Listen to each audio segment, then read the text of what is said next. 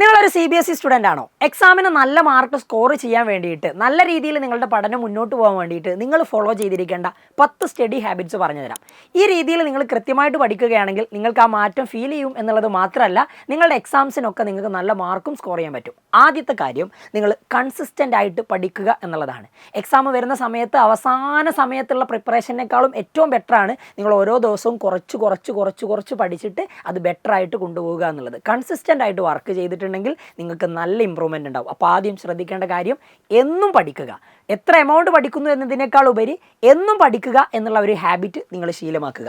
രണ്ടാമത്തത്, same day revision. നിങ്ങൾ ഒരു ദിവസം നിങ്ങൾക്ക് സ്കൂളിൽ എടുത്ത ക്ലാസ് അല്ലെങ്കിൽ നിങ്ങൾ നമ്മുടെ ആപ്പിൽ കണ്ട ക്ലാസ് നിങ്ങൾ ആ ഡേ തന്നെ റിവൈസ് ചെയ്യണം. ആ ഡേ റിവൈസ് ചെയ്തില്ലെങ്കിൽ പിന്നീട് നിങ്ങളോട് അത് മറന്നു പോകും. അപ്പോൾ same day revision is very important thing. ഇത് മറക്കരുത്. രണ്ടാമത്തെ പോയിന്റ് അല്ലെങ്കിൽ രണ്ടാമതായിട്ട് നിങ്ങൾ കീപ്പ് ചെയ്യേണ്ട ഹാബിറ്റ്, പഠിക്കുന്ന കാര്യങ്ങൾ അന്ന് തന്നെ റിവൈസ് ചെയ്യുക എന്നുള്ളതാണ്. 3, NCERT ഫസ്റ്റ്. ഇതെന്തുകൊണ്ടാണ് NCERT ഫസ്റ്റ് എന്ന് പറയുന്നത്? നമ്മൾ ക്ലാസ്സുകളൊക്കെ ബേസ്ഡ് ഓൺ NCERT നിങ്ങൾക്കറിയാം. ആൻഡ് NCERTയെ നിങ്ങൾ ആദ്യം ഫോളോ ചെയ്യണമെന്ന് പറയാൻ കാരണം, കൺസെപ്ച്വൽ ക്ലാരിറ്റിക്കും പ്രോബ്ലം സോൾവിങ്ങിനൊക്കെ NCERT ആണ് ബെറ്റർ. അപ്പോൾ NCERTയിലുള്ള ചോദ്യങ്ങളും എക്സസൈസും നിങ്ങൾ ആദ്യം ചെയ്യുക.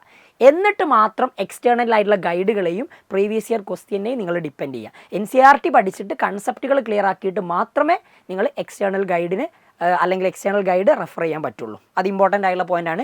നാലാമത്തത്, ആക്റ്റീവ് റീകോൾ. നിങ്ങൾ പഠിക്കുന്ന സമയത്തെ ഇങ്ങനെ ഒരുപാട് കാണാപ്പാഠം പഠിക്കുന്നതിന് മുമ്പ് ബുക്കൊന്ന് ക്ലോസ് ചെയ്തിട്ട് നമ്മൾ വീണ്ടും റീഡ് ചെയ്യുന്നതിനേക്കാളും, നമ്മൾ വീണ്ടും വായിച്ചു നോക്കുന്നതിനേക്കാളും നല്ലത് ബുക്കൊക്കെ ഒന്ന് അടച്ചിട്ട് ഒന്ന് നിങ്ങളിങ്ങനെ റീകോൾ ചെയ്ത് നോക്കുക. നിങ്ങൾ എന്തൊക്കെ പഠിച്ചു, അതൊക്കെ നിങ്ങൾക്ക് ഓർമ്മയുണ്ടോ എന്നുള്ള കാര്യം നിങ്ങൾ നല്ലതുപോലെ ചെക്ക് ചെയ്യണം. അത് നിങ്ങളുടെ പഠിച്ച കാര്യങ്ങൾ ഓർമ്മിപ്പിക്കാൻ വേണ്ടിയിട്ട് അല്ലെങ്കിൽ ഓർത്ത് വെക്കാൻ വേണ്ടിയിട്ട് അത് നിങ്ങളെ ഇമ്പ്രൂവ് ചെയ്യിപ്പിക്കും എന്നുള്ളതാണ്. ഓക്കെ. ആൻഡ് അഞ്ചാമത്തെ പോയിന്റ് എന്ന് പറഞ്ഞാൽ, മെയിൻറ്റെയിൻ നോട്ട്സ്. നമ്മൾ എന്ത് കാര്യങ്ങൾ പഠിക്കുമ്പോഴും എഴുതി പഠിക്കുന്നത് വളരെ ബെറ്ററാണ്. നിങ്ങൾ പഠിക്കുന്ന മാത്സിലാണെങ്കിൽ കുറച്ച് ഇക്വേഷൻസ് ഉണ്ടാവും, ഫിസിക്സിലാണെങ്കിൽ പ്രധാനമായിട്ടും വേണ്ട കുറച്ച് തിയറീസ് ഉണ്ടാവും. അതിനൊക്കെ വേണ്ടിയിട്ട് നിങ്ങളൊരു ഫോർമുല ബുക്ക് ക്രിയേറ്റ് ചെയ്യുക. ഫോർമുല ബുക്ക് മാത്രമല്ല, ഒരു കൺസെപ്റ്റ് നോട്ടും ക്രിയേറ്റ് ചെയ്യുന്നത് നല്ലതാണ് ഫിസിക്സ്, കെമിസ്ട്രി പോലത്തെ സബ്ജക്റ്റുകൾക്ക്. ആൻഡ് അതിനേക്കാളൊക്കെ ഉപരി നിങ്ങൾക്കൊരു മിസ്റ്റേക്ക് നോട്ട്ബുക്ക് ഉണ്ടാക്കണം. നിങ്ങൾക്ക് അറിയാത്ത ചോദ്യങ്ങൾ ചെയ്തു വെക്കാൻ, അറിയാത്ത കാര്യങ്ങൾ നോട്ട് ചെയ്ത് വെക്കാൻ ഒരു മിസ്റ്റേക്ക് നോട്ട്ബുക്ക് ഉണ്ടാക്കണം. കാരണം നമ്മൾ ആ മിസ്റ്റേക്ക് നോട്ട്ബുക്കിൽ എഴുതുന്നത് പിന്നെ നമുക്ക് എപ്പോഴും ഓർമ്മ ഉണ്ടാവും. ഞാൻ ഇങ്ങനൊരു ചോദ്യം ഇതിൽ എഴുതിയിട്ടുണ്ടല്ലോ, ഇതെനിക്ക് അറിയാത്ത ചോദ്യമായിരുന്നു. അപ്പോൾ നമ്മളത് 1-2 തവണ മറിച്ച് നോക്കും, നമുക്കത് കൃത്യമായിട്ട് ചെയ്യാൻ പറ്റും പിന്നീട്. ആൻഡ് ആപ്പ് യൂസ് ചെയ്യുന്ന കുട്ടികൾക്ക് അറിയാം, ആപ്പിൽ നമുക്ക് മിസ്റ്റേക്ക് ബുക്ക് എന്ന് പറഞ്ഞിട്ടുള്ളൊരു പ്രത്യേക സെഷൻ തന്നെ ഉണ്ട് അല്ലേ. അപ്പോൾ ആ ഒരു സെക്ഷനിൽ നിങ്ങൾക്ക് ആക്ച്വലി മിസ്റ്റേക്കുകളൊക്കെ നോട്ട് ചെയ്ത് വെക്കാൻ പറ്റുന്നതാണ്. ആൻഡ് യൂസ് ചെയ്ത ആൾക്കാർക്ക് മനസ്സിലാവും. ആൻഡ് അടുത്തതാണ് റൈറ്റിംഗ് പ്രാക്ടീസ്. നിങ്ങളുടെ സ്പീഡ് ഇമ്പ്രൂവ് ആവാൻ വേണ്ടിയിട്ട്, പ്രോബ്ലംസൊക്കെ നിങ്ങൾക്ക് പെട്ടെന്ന് ചെയ്യാൻ വേണ്ടിയിട്ട് നിങ്ങൾ ഏറ്റവും ഇമ്പോർട്ടൻ്റ് ആയിട്ട് കീപ്പ് ചെയ്യേണ്ട ഒരു ഹാബിറ്റാണ് റൈറ്റിംഗ് ഹാബിറ്റ് എന്ന് പറയുന്നത്. നിങ്ങൾ എഴുതി പഠിക്കുക. ഇംഗ്ലീഷ് പോലത്തെ ലാംഗ്വേജ് സബ്ജക്റ്റുകൾ എഴുതി പഠിക്കണം. മാത്സ് പോലത്തെ പ്രോബ്ലം വരുന്ന സബ്ജക്റ്റുകളും നിങ്ങൾ എഴുതി പഠിക്കണം. ഏറ്റവും ഇമ്പോർട്ടൻ്റ് ആയിട്ട് എഴുതി പഠിച്ചിട്ടുണ്ടെങ്കിൽ നിങ്ങളുടെ സ്പീഡ് ഇമ്പ്രൂവ് ആവും. ആൻഡ് കാൽക്കുലേഷൻ എററുകളൊക്കെ നിങ്ങൾക്ക് കുറയ്ക്കാൻ പറ്റും. അപ്പോൾ writing habit is very important. അത് നിങ്ങൾ കീപ്പ് ചെയ്യേണ്ടതാണ്. ആൻഡ് അടുത്തതാണ് ഡെയിലി ക്വസ്റ്റ്യൻ പ്രാക്ടീസ്. എന്നും നമ്മൾ പഠിക്കണം എന്ന് പറഞ്ഞിട്ടുണ്ട്. അപ്പോൾ പഠിക്കുന്ന സമയം നിങ്ങൾക്ക് അനുസൃതമായുള്ള രീതിയിൽ നിങ്ങളൊരു ടൈം ടേബിൾ സെറ്റ് ചെയ്യുക. പക്ഷേ അവിടെ ചെയ്യുന്ന സമയത്ത് ഞാൻ നേരത്തെ പറഞ്ഞതുപോലെ തന്നെ മാത്സ്, അതേപോലെ ന്യൂമറിക്കൽസ്, കൺസെപ്റ്റ് ബേസ്ഡ് ക്വസ്റ്റ്യൻസ് ഒക്കെ നിങ്ങൾ എന്ത് ചെയ്യണം? ഡെയിലി പ്രാക്ടീസ് ചെയ്യണം. എങ്കിൽ മാത്രമേ എക്സാമിന് നിങ്ങൾക്കത് ബെറ്ററായിട്ട് പെർഫോം ചെയ്യാൻ പറ്റും. അപ്പോൾ ആ കാര്യം കൃത്യമായിട്ട് മനസ്സിലാക്കുക. അടുത്തതാണ് 50-10 സ്റ്റഡി റൂൾ. ഇതെന്താ സംഭവം? നമ്മളിപ്പോൾ ഒരു ദിവസം 3-4 മണിക്കൂർ, നിങ്ങൾ എന്തായാലും 3-4 മണിക്കൂർ ഡെയിലി പഠിക്കണം. അത് നിർബന്ധമായുള്ള കാര്യമാണ്.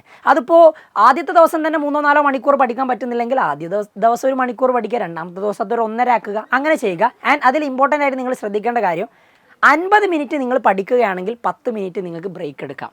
ഓക്കെ. നമ്മളെ ബ്രെയിനൊക്കെ അത് വർക്കിംഗ് പ്രോപ്പർ ആവണമെങ്കിൽ നിങ്ങൾ 50 മിനിറ്റ് ഫോക്കസ് ചെയ്യുക ആൻഡ് 10 മിനിറ്റ് ബ്രേക്ക് എടുക്കാവുന്നതാണ്. അപ്പോൾ ഈ റൂള് നിങ്ങൾ കീപ്പ് ചെയ്യുക. 3 മണിക്കൂർ പഠിക്കുകയാണെങ്കിൽ ഓരോ 50 മിനിറ്റ് കഴിഞ്ഞിട്ടും 10 മിനിറ്റ് ബ്രേക്ക് എടുത്തുകൊണ്ട് അങ്ങനെ നിങ്ങൾക്ക് പഠനം മുന്നോട്ട് കൊണ്ടുപോകാം. ആൻഡ് അടുത്തതാണ് previous year questions. Previous year questions important ആണോ? യെസ്. ക്വസ്റ്റ്യൻ പാറ്റേണും എക്സാമിൻ്റെ പാറ്റേണും ഒക്കെ നിങ്ങൾക്ക് മനസ്സിലാക്കണമെങ്കിൽ പ്രീവിയസ് ഇയർ ക്വസ്റ്റ്യൻസ് നിങ്ങൾ പ്രാക്ടീസ് ചെയ്യുക തന്നെ വേണം. ഒരു 3-4 വർഷത്തെ ക്വസ്റ്റ്യൻ പേപ്പർ എടുത്ത് നോക്കുക, എങ്ങനെയാണ് ചോദ്യങ്ങൾ വന്നിട്ടുള്ളത്, അതെനിക്ക് ആൻസർ ചെയ്യാൻ പറ്റുന്ന രീതിയിലാണോ എന്നുള്ളത് നിങ്ങൾ ചെക്ക് ചെയ്യണം. അല്ലെങ്കിൽ അത് നമ്മൾ തിരുത്തി നമ്മുടെ അറിയാത്ത കാര്യമാണെങ്കിൽ മിസ്റ്റേക്ക് ബുക്സിലേക്കൊക്കെ മാറ്റി എഴുതിക്കൊണ്ട് നമുക്ക് വീണ്ടും പഠിക്കാൻ പറ്റും. ആൻഡ് ദ ലാസ്റ്റ്, ഇത് ഏറ്റവും ഇമ്പോർട്ടൻ്റ് ആയിട്ടുള്ള കാര്യമാണ്.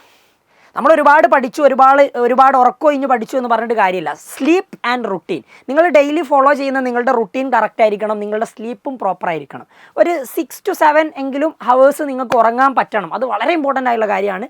6-7 മണിക്കൂർ നിങ്ങൾ ഉറങ്ങണം. പ്രോപ്പർ ഫുഡ് ആയിരിക്കണം. നിങ്ങൾ കഴിക്കുന്ന ഏതോ സമയത്ത് കഴിച്ചിട്ട് കാര്യമില്ല, എന്തോ കഴിച്ചിട്ട് കാര്യമില്ല. പ്രോപ്പറായിട്ടുള്ള ഹെൽത്തി ആയിട്ടുള്ള ഫുഡുകൾ തന്നെ പ്രോപ്പർ ടൈമിന് കഴിക്കുക. അത് വളരെ ഇമ്പോർട്ടൻ്റ് ആയിട്ടുള്ള കാര്യമാണ്.